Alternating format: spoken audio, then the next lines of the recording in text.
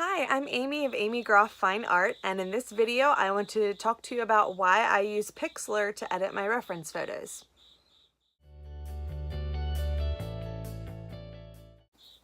Now, if you're like me, you're always using reference photos for your artwork, whether you're drawing or painting. Unless I'm doing abstract work, I don't use reference photos for any of my abstract pieces that I do. And sometimes when I'm doing a background, I'll just do something from in my head. But more often than not, my inspiration comes from a photograph that I have taken or I have permission to use or that I found on Pixabay. And they're not always exactly what I want my finished painting to be. They usually need to be cropped or edited somehow with the contrast or saturation. Something usually is different from the photograph to the final painting. And I found an app that I love to use. First of all, because it's free. Yeah, it's free. I'm a mama on a budget with 4 kids. I ain't got money to spend on a bunch of apps. Eventually I do want to get Photoshop because that's like creme de la creme of photo editing for what I want to do. But right now I use Pixlr. I can get it on my computer or on my phone. Right now I've been doing a lot of it on my phone. It's really simple. You just upload your image there and you can edit so many things from cropping to contrast to focus. You can do different overlays on it. You can do different filters, like so many things you can play with. And I've got some really awesome reference photos now that I'm going to turn into a painting. It helps take the guesswork from going from the photo that I have to my canvas. I have these ideas sometimes where I really want to punch up a color or I want the background to look a little bit different. And I mean, in this, I haven't figured out on the laptop version or the computer version how to cut out an image and put in a different background. I'm still learning that, but on my phone I can at least play with it enough that I can change the background enough to do something different than what I like. So it's really nice because you can see before you go to your canvas what you want to do. So I've done that with many. I'm going to show you some photos that I have edited with Pixlr from the original photo to what I am going to use as my complete inspiration for a painting. I just absolutely love it. And some of these would be really cool prints on their own. Not even into a painting or a drawing, but it's neat because I can show my husband, see, this is what's in my head. This is what I'm gonna paint. It's just really cool. So, all right, here's some of the changes that I made to some of these pictures. In the spirit of fall, I really wanted to do a pumpkin piece, so this is what I found on Pixabay, and here are the edits that I did in Pixlr.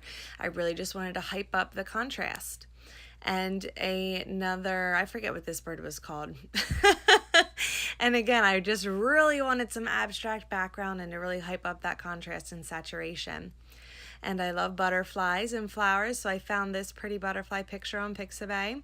And again, I really like that bouquet background and really wanted to hype up the contrast and saturation.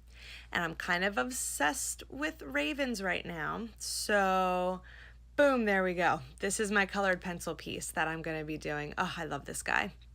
And another raven is, it's a good picture on its own, but I just really wanted some really fiery colors in this guy. Here's another raven. Again, I'm kind of obsessed with ravens at the moment. And I really hyped up those blues on him and got that background to where I really was happy with it. And this one made me think of my best friend, and I just had to choose this one for her. And again, you see a pattern here. I love these bokeh backgrounds and lots of saturation and contrast.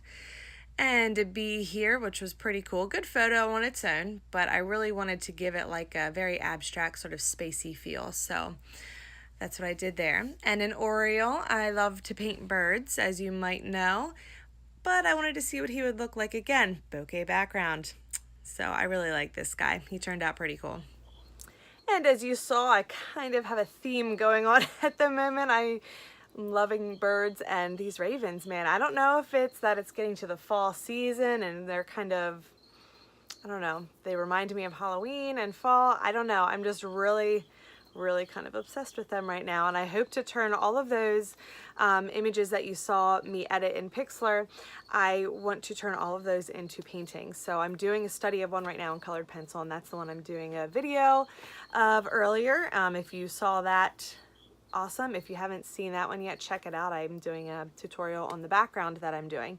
So I'll be doing a tutorial with the Raven itself when I get to that. But so anyhow, that's what I do with Pixlr, and it helps take a lot of the guesswork out. Then when I do get to the canvas, I already have in my head, I know what I want it to look like.